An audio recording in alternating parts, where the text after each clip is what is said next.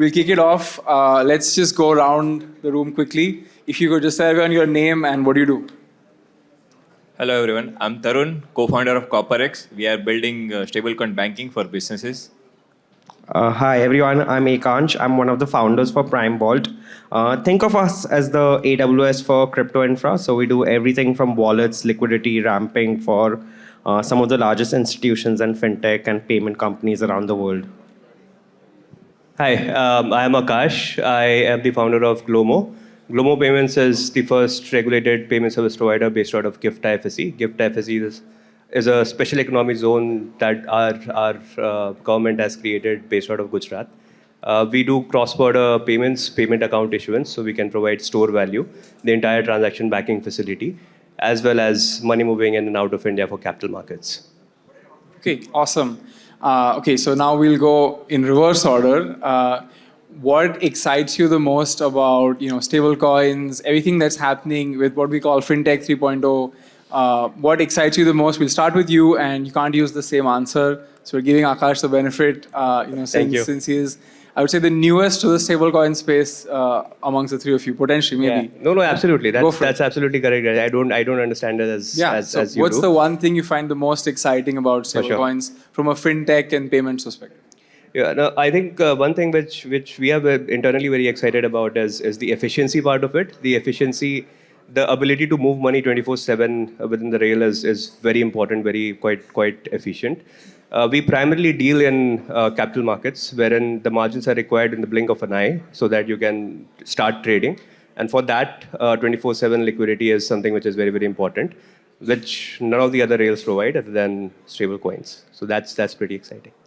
How about you, Akansh? I think for me, it's very exciting that the TradFi guys, a lot of the traditional payment companies, whether the merchant acquirers or fintechs, they're now looking at stablecoins very seriously for similar reasons.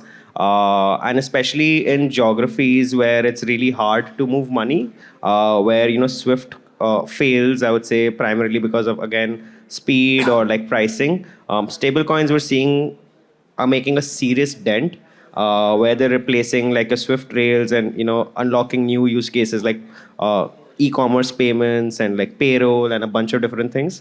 So I think this is just like scratching the surface right now, and I see a lot of adoption going forward.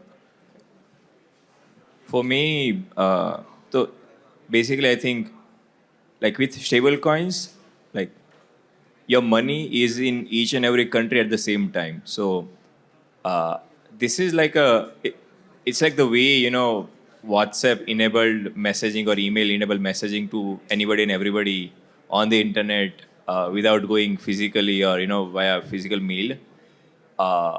Stablecoins are money on the internet, right? So this fundamentally changes a lot of things. Money being at the same time in each and every country, money being able to move it cross countries pretty easily, owning your own money. Money on the internet is the major thing. Okay, awesome. So we had efficiency and instant settlement. You had institutional adoption broadly, and you had global internet native money. Okay, we actually got a good three different legs in there. So I mean, in theory, if I had to just make the argument, right, the hardest part for anyone building a fintech as of now, pre-stable coins, let's say, is mostly like regulations in some ways, right? Because payments and fintech is generally highly regulated. You don't get access to do savings accounts, lending, which is the money-making part of the business. At the same time, now with stable coins, anyone can build a bank that is global with code, right? And so they're literally like two extreme ends of the spectrum. And then you have like, now it almost feels like the Pandora's box is open, or like not Pandora's box, but like the opportunities are open where you can attack this problem statement from both sides. And so open question to the panel, but we have a few interesting things happening, right? You have dedicated stablecoin L1s coming up. B, you have native stable coins being launched by people, right? So one is you have like Stripe, Google doing their own L1. The other is you have Cloudflare doing their own stable coin. Phantom is doing is all of this coming up. And so what do you think is the biggest unlock? And then, of course, the third is that you can now connect to Rails more easily, at least in markets that have clear rules around this. You can build a product that is globally usable and then add on-off ramps one market at a time, depending on which jurisdiction is more welcoming versus not. And so what do you make of everything that's happening in this space? Like, what do you think is really helping accelerate the space forward versus what do you think is maybe still need, maybe like too many stable coins is a bad thing? Like, can we have too many stable coins? Can we have too many stable coin L1s? I think I think now, so basically with stable coins, you don't need to have a TradeFi experience to build a fintech product.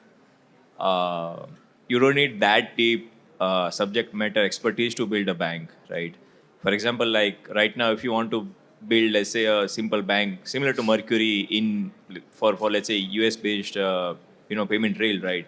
You can easily use products like Bridge and build it in maybe a week or so, right? So I think like the power is shifting. Now I think tech builders can really build truly global product. So I think that's a major shift. Yeah, I think just to add to that, like I was in Singapore last week, and it was a completely different conference. Like up until now, it used to be token projects and everything, and it was just filled with payments and fintech companies. One thing is true; it's easier to launch because you need to stitch together like wallets, liquidity, ramping partners. But under the hood, what's going to happen is that reliability is going to be a major factor, right? So one challenge which a lot of people face is that, hey, like let's stitch together a bunch of things, launch it, acquire a bunch of businesses, customers, to eventually realize that you've on ramped something, but now your money's stuck in the bank, or you off ramped it. So going forward, I think you need to, like, yes, I think the one thing which I say is that yes, it's important to grow fast, and speed is important. But in the speed, like you trying to stitch together a bunch of products will eventually lead to something breaking, which could be either security or like your end users' money being stuck in the bank because you've not cleared regulations. I think like the focus should now become more and more on reliability and other things, is what I would say. Just extending to that point, I think, yes, I mean, it's very easy to build a bank with stablecoin, but it was always easy to build a new bank in India on the back of Federal Bank as a bank, as a fintech bank, right? I mean, Jupiters of the world are built on that. So it has always been easy to refer customers over to the licensed institution who can actually do regulated activity. You're talking about Bridge. Bridge is a money transmitter in the US across most of the states, right? So when you're building on top of these rails, what you're essentially doing is referring the customer so that, I mean, the stable coins or the fiat can become on-ramped and off-ramped whenever there is liquidity required. I feel, and something that we internally are struggling because we deal with some of the largest names in the country, is how do you solve for the first leg of it and add more efficiency? Even in today's state, if you refer any customer and they have to be onboarded, there's a bunch of regulation that goes behind the scene. There's an OVD that has to be collected, verified. There's BAV that goes behind the scene. And it typically takes, even if you take the most efficient rail or any fintech in the US also, I mean, retail is easier to onboard. Corporate is still, it takes 48 hours to onboard a particular corporate and then start banking for them. So I think the true scale is when you embed compliance and all the efficiency that you are seeing in the ecosystem. I feel that is the next leap which you guys will take and probably will benefit out of it. Awesome. Okay, we'll try and do two sort of rapid fires around this. Since everything you all mentioned is just thought in my mind, I want a one-word answer. We'll go around the room. If given the race that has now set off with this been flagged off that okay, payment stablecoins are fine. Do you think there is an edge among more technically or engineering-heavy teams that understand software money, or is there a bigger edge for someone who understands local compliance in every market and can do a last mile end-to-end stablecoin product there? Just a one-word answer: engineer or compliance? Engineer. Okay. What do you think? Compliance. Okay. It's a combination of both. Design, That's not allowed. That's not allowed. So I mean, typically in fintech, and I've spent a little bit of my hair is turning gray, but within the fintech region, I think the design happens on the compliance bit, the execution happens on the engineering bit, which is. So you're saying compliance, basically. I mean, from a design part. I mean, break till like compliance comes after you. Um, yeah, I mean, you can always argue that, but then you are building a business just to like towards the bottom, right? So why would you build that business? Yeah, no, that makes total sense.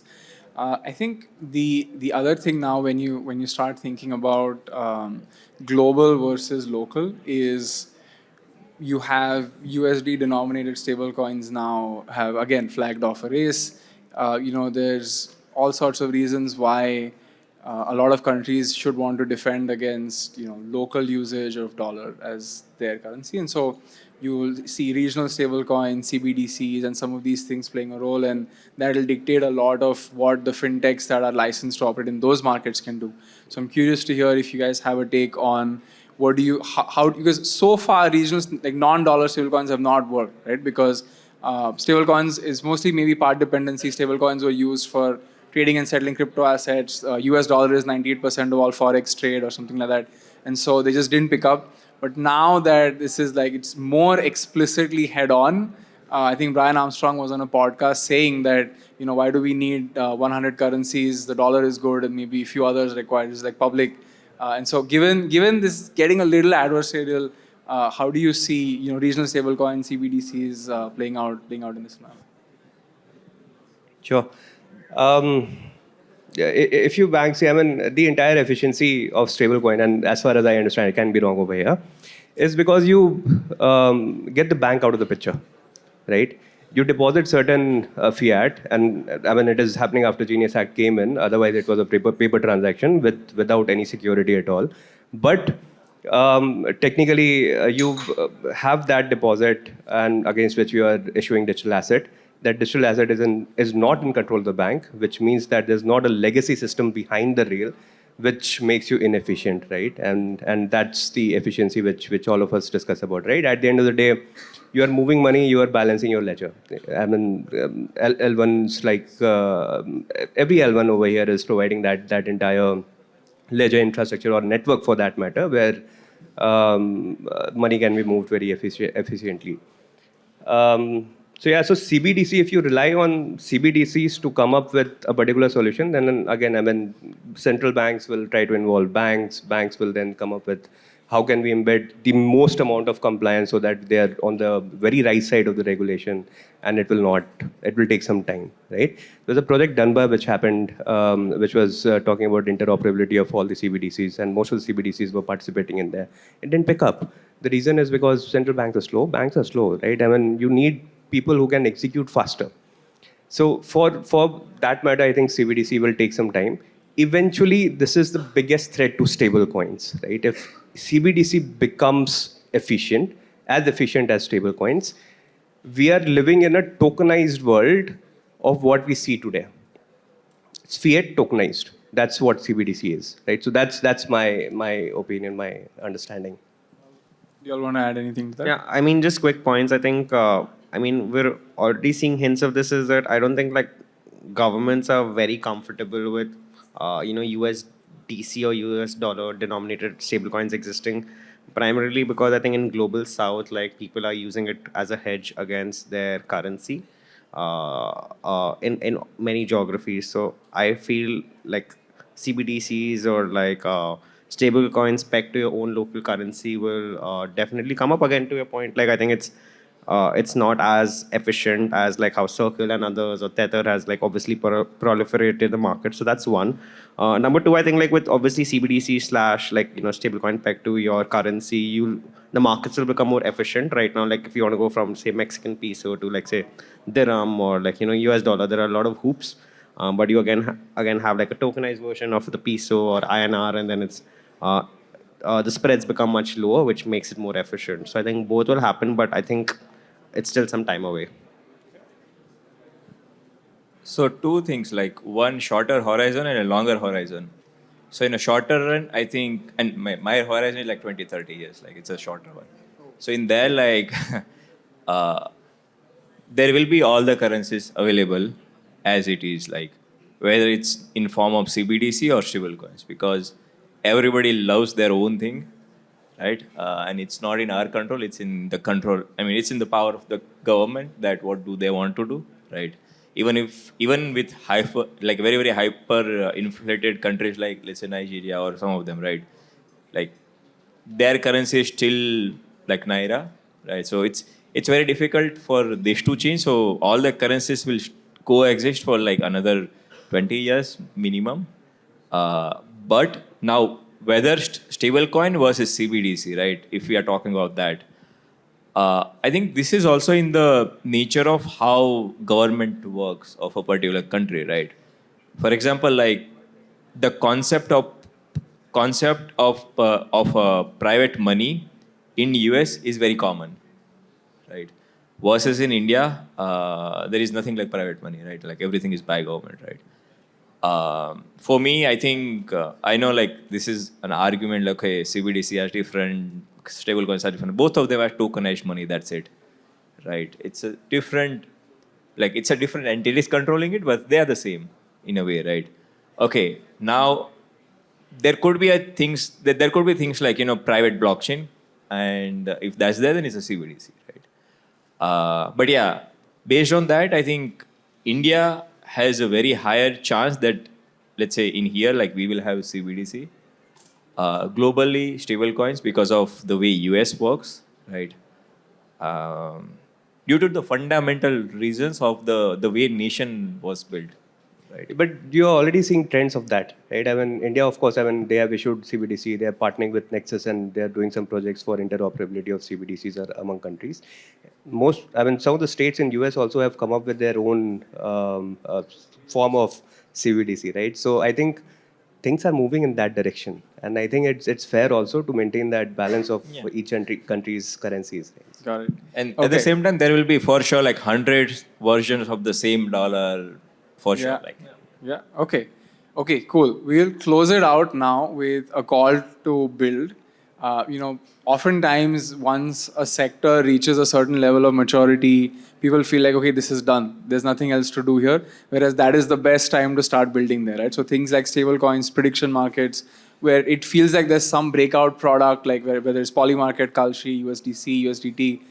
Now is a good time to build. I'm sure you guys would agree. And so I'm going to put you on the spot, but one product idea that you would like to see someone here potentially build out as part of Fintech 3.0 on top of programmable money, whether it's a regional stablecoin, dollar stablecoin, CBDC, people can pick their own flavor. But this paradigm of programmable money, I think we agree is irreversible. And so what is one product that you think is not being talked about enough but should be built? stablecoin wallet. I can go in detail if you want, but I'm going to say something controversial, but I think algorithmic stablecoin. Because I feel even like if you look at the ethos of it, it's still somewhat centrally controlled. So even if you're holding stablecoins, theoretically it's still held in a bank, which is theoretically it's still centralized. If you're able to figure out an algorithmically stablecoin, it's technically decentralized still. If you're able to, like, of course, manage the peg. So I think it's Basically, you're saying non-fiat backed stablecoin or Yes. a trustless stablecoin yeah, in some something ways. like an Ethena. Okay, Yeah. got it. All right, isn't it Bitcoin? there you go. I mean, you're technically creating an asset that, no? Yeah. Very interesting. I think given the power of programmability, I think somebody should raise their hand and say that we'll embed the compliance within the entire money movement capability. See, I mean, they're fundamentally, if I can, I mean, they're fundamentally three pillars of cross-border money transfers. One is compliance. The first and the foremost is compliance, right? Without that, I think everybody is playing in the gray, which will eventually turn in black. Second is liquidity, which everyone has solved for, right? There are companies like OpenFX who have solved for instant liquidity across currencies. The third one is tech, which, like all of you sitting over here are brilliant engineers, will build the tech out of it. But somebody has to raise their hand, say that FEMA, the entirety of it, will be programmable, will be embedded into the CBDC of India. Then it is more usable and it can be freely convertible for that matter. Got it. I have one more idea. Go ahead. Yeah.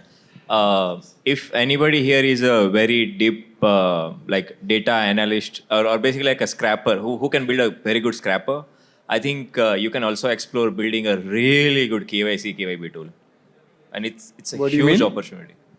Can you elaborate? What do you mean? KYC tool is basically like when you do a KYC in some product, right? You go through that random set of UIs, which nobody likes, but we have to work with it. So there are a couple of KYC products available in the market, but they are not driven by AI. And I think there is a huge opportunity for KYC and AI combined. Yeah. All right, there you go. That's our time. Thanks so much for joining us, and thank you Thanks. all for listening.